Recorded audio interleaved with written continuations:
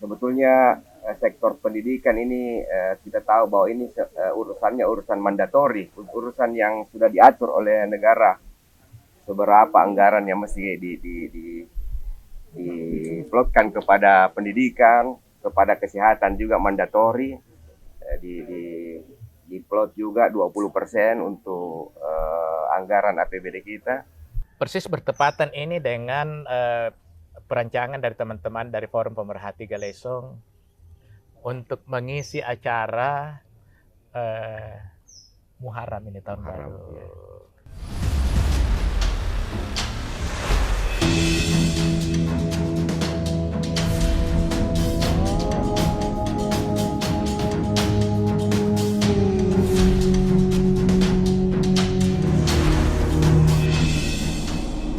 Assalamualaikum warahmatullahi wabarakatuh. Waalaikumsalam warahmatullahi. Alhamdulillah rabbil alamin wassalatu wassalam ala sayyidina Muhammadin wa ala alihi wasahbihi ajmain. Amma ba'd. Pertama-tama kami mengucapkan puji syukur kepada Allah Subhanahu wa taala. Pada hari ini kami di Balak Barakah ini kedatangan tamu ya. Anggota DPR ya, itu tamu terhormat kami DPR Provinsi Sulawesi Selatan. Dr. Hengki Yasin. Iya, tetap. Delurang ya. Delurang. Di komisi berapa itu di DPR? Sementara saya di Komisi B. Komisi B. Iya, Komisi B, Komisi B. bidang perekonomian. Ya. Iya. Jadi begini, itu rata-rata yang berkunjung kemari itu kalau menyatakan niatnya, kami selalu ajak untuk berbagi ya. Iya. Berbagi ilmu, pengalaman, pengetahuan untuk di-sharing kepada penduduk Balak Barakah Galesong ini. Siapapun juga yang datang ya, jadi kami ajak. Kemudian sambil itu menerima pengalaman.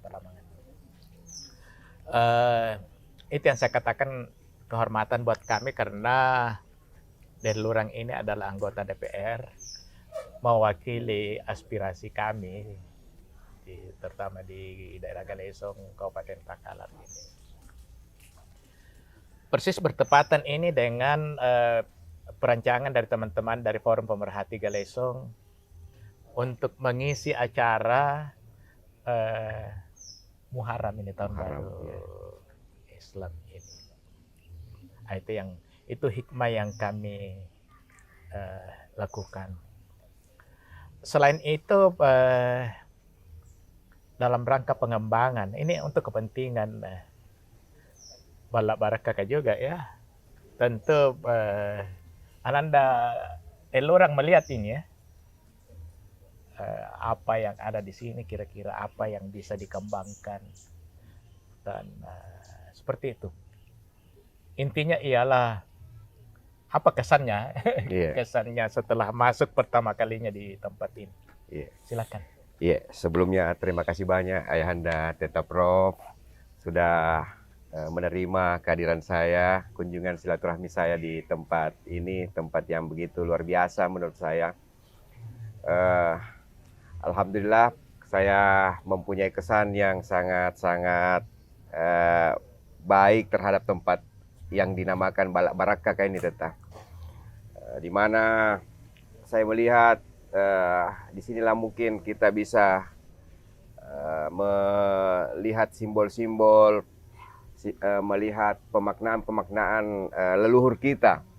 Iya, jadi saya kira ini suatu hal yang perlu kita kembangkan terus, perlu kita lestarikan dan bisa menjaga pilar-pilar budaya kita di Kabupaten Takalar secara umum, Teta.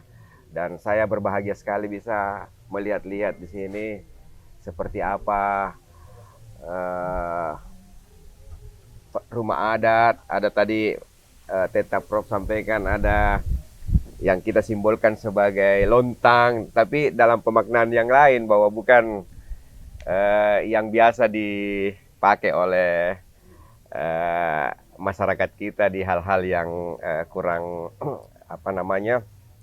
tetapi kita buat di sini sebagai tempat mungkin memperlihatkan bahwa ada seperti ini di Takalar. Kemudian juga apa tadi itu Teta saukang ya, Bala bala saukang. saukang ya, iya. Tetapi Pemaknaannya itu pas iya, sau-sauang ya. iya, Jadi bukan untuk meminta-minta bukan apa meminta, kasih rezeki apa. iya, Itu mungkin dulu begitu, tapi Iya. sekarang kita dudukkan pada proporsinya. iya. Nah, seperti itu. Jadi alhamdulillah saya Kayaknya ada ketertarikan mengenai. Saya bilang sama teman-teman begini, ini pemerintah ini kita harus bantu. Orang ustaz itu maju meluruskan ini rakyat kita, penduduk kita. Tapi di bidang budaya juga Iya. kita berkewajiban untuk mengawal pemerintah itu menuju Indonesia Emas ya, Iya. 2045. Untuk saya ini kebetulan bergerak banyak di bidang kebudayaan. Kalau Ananda Dr. Yasin, boleh saya tahu apa kira-kira ada enggak ketertarikan dengan budaya, pesan-pesan leluhur seperti itu? Iya. Jadi alhamdulillah saya tetap Prof sudah, kalau dibilang ketertarikan, saya tertarik dengan budaya-budaya dulu.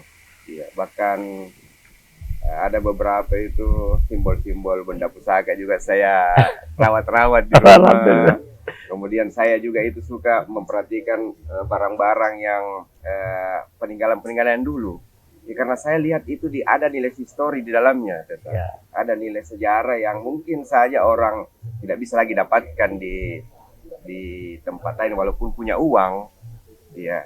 Dan saya lihat harusnya menjadi simbol kebanggaan bagi kita semua terhadap apa yang leluhur kita dulu pernah lakukan, pernah punyai.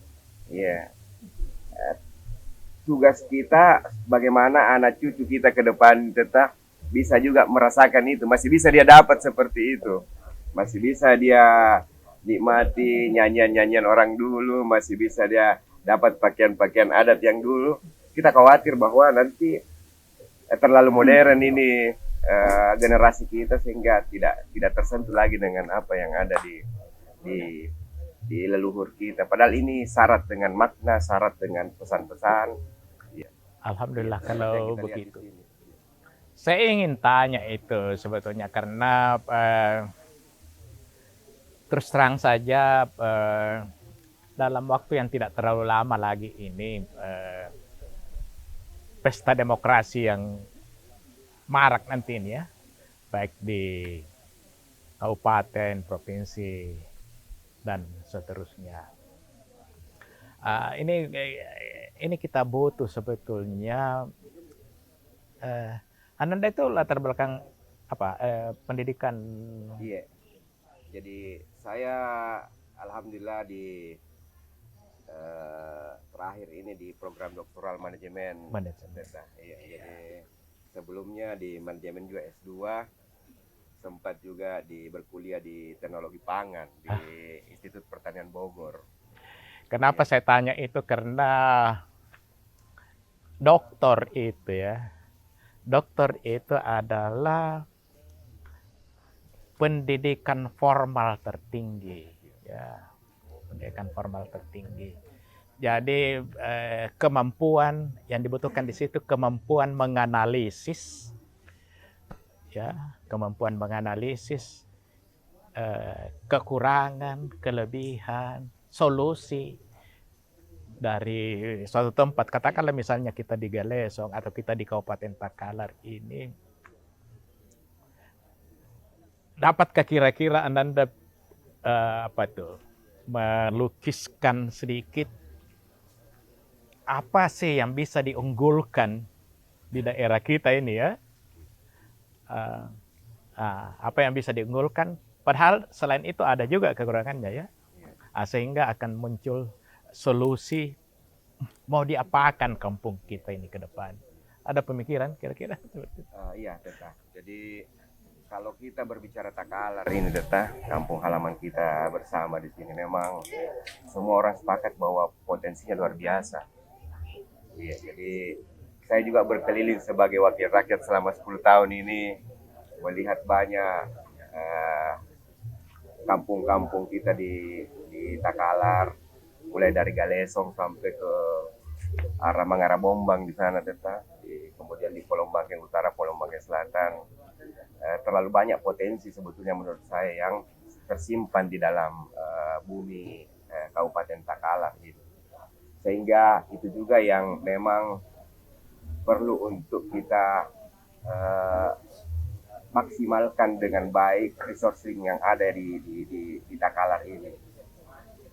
Mulai dari potensi lautnya, potensi agronya, potensi laut kan ini cukup banyak sumber daya laut kita, hasil ikannya, kemudian rumput laut juga luar biasa. Ya, ini yang saya kira kalau menjadi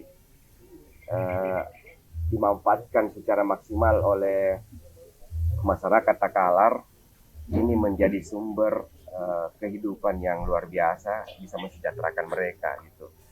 Dan hari ini memang kita perlu memberikan nilai tambah terhadap potensi-potensi yang ada di Kabupaten Takalar ini. Saya lihat masih belum ada masih belum ada yang kita bisa olah secara lebih mendalam terhadap bahan baku kita ini. Misalkan rumput laut, rumput laut ini masih selalu dibawa keluar, masih dikirim ke Surabaya, kemana-mana. Padahal sebetulnya kalau kita mau memberi nilai tambah, kita buat pabrik pengolahan rumput lautnya di Kabupaten Takalar juga.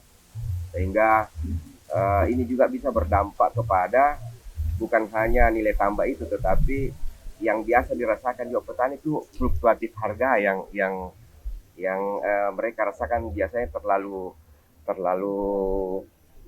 besar. Kadang-kadang nilainya terlalu turun, harganya ini kenapa?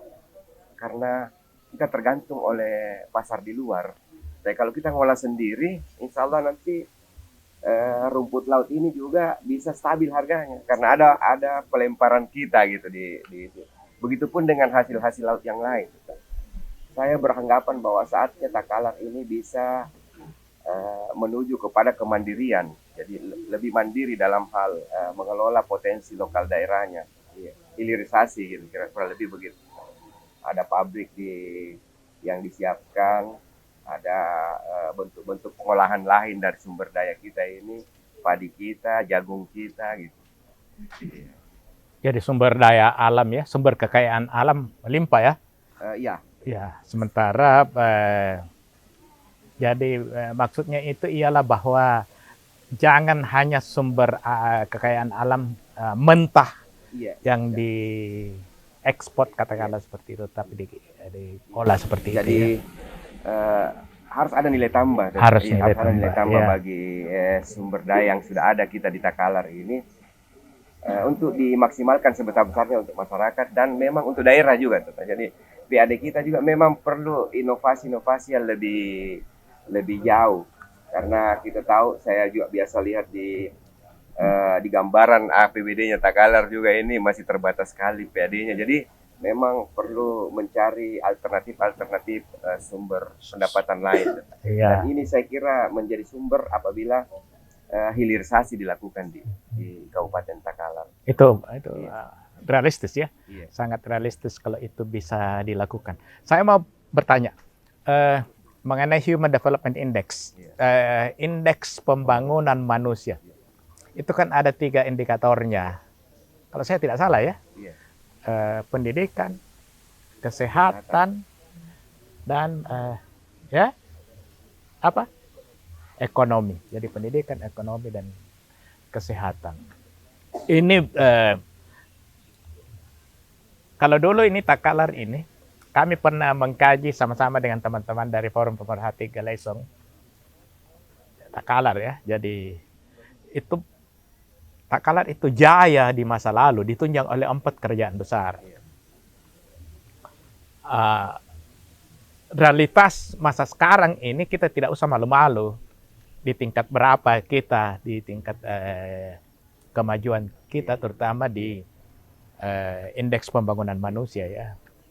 Kemudian harapan ke depan.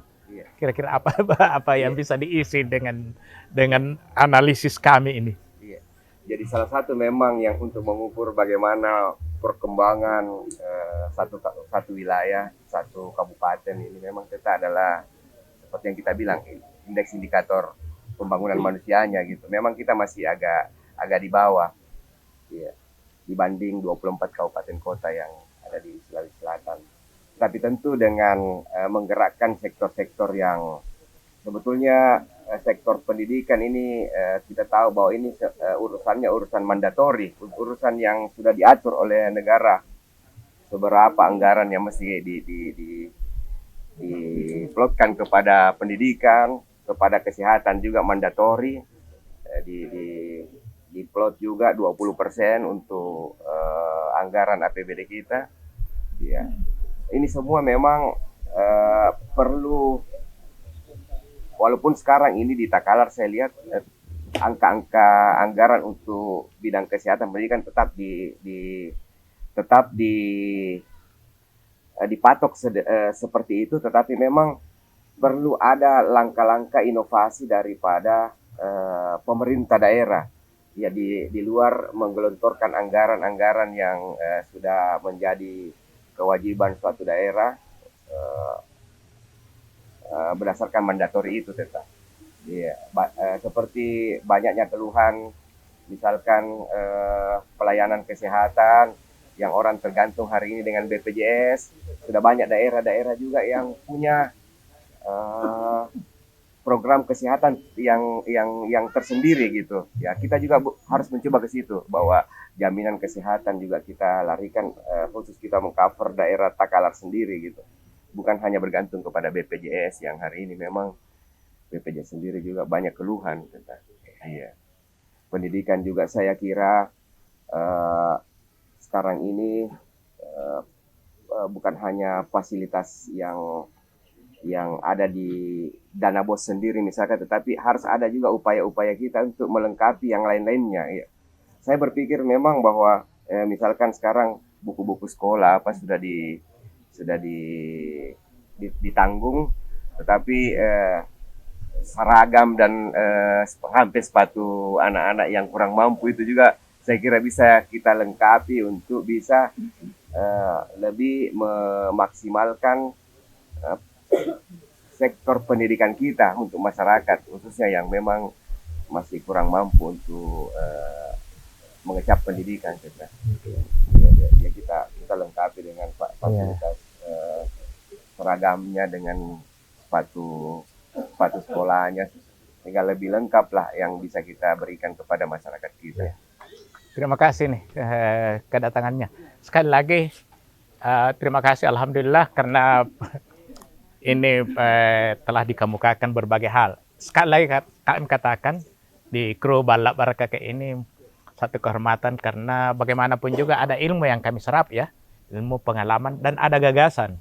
Tentu gagasan-gagasan ini perlu kita perkaya, perlu kita tambah yang kurang, kurang yang berlebihan, sehingga insya Allah ke depan ini semakin banyak inovasi. Saya sepakat itu, inovasi dan kreativitas itu sangat perlu. Jadi pemerintah yang punya inovasi dan kreativitas itu keberhasilan itu 45% dari 100% itu keberhasilan karena inovasi dan kreativitas. Demikian teman-teman sekalian penonton YouTube Prof. Aminuddin Saleh. Terima kasih atas perhatiannya. Wassalamualaikum warahmatullahi wabarakatuh.